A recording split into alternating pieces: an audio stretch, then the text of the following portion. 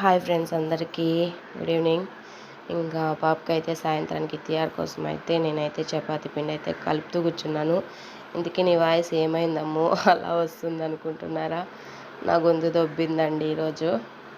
ఇంకా అందులో ఆవులు తోలుకొని వచ్చేసరికి కొంచెం బెజారు పుట్టింది ఈరోజు. అవి నేను ఒక చోట తోలితే అవి ఒక చోట ఉన్నాయి. తారాడి పెట్టి అలసిపోయాను.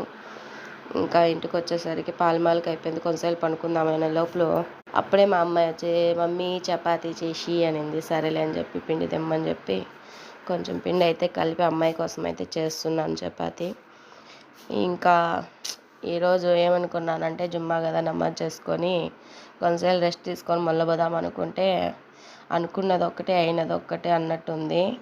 ఆ యాడికి వెళ్ళిన ఆవులు ఈరోజు వెళ్ళిపోయాయి. ఇంకేం చేద్దాం, టయాలంటే అట్లే ఉంటాయేమో. ఇంకా చపాతీలు మొత్తం ఇలా అయితే తెచ్చేసి ఇంకా పాపనైతే గ్యాస్ ముట్టించమని చెప్పాను.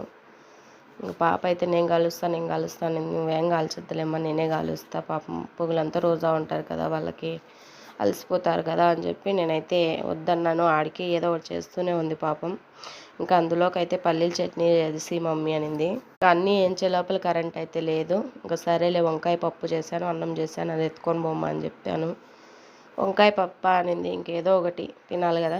ఇంకా కజ్జికాయలు 2, చపాతీలు 3, పప్పు అయితే ఎత్తుకొని బయలుదేరింది ఫ్రెండ్స్. ఇదే ఈరోజు మా అమ్మాయికి. ఓకే ఫ్రెండ్స్, బాయ్ అందరికీ.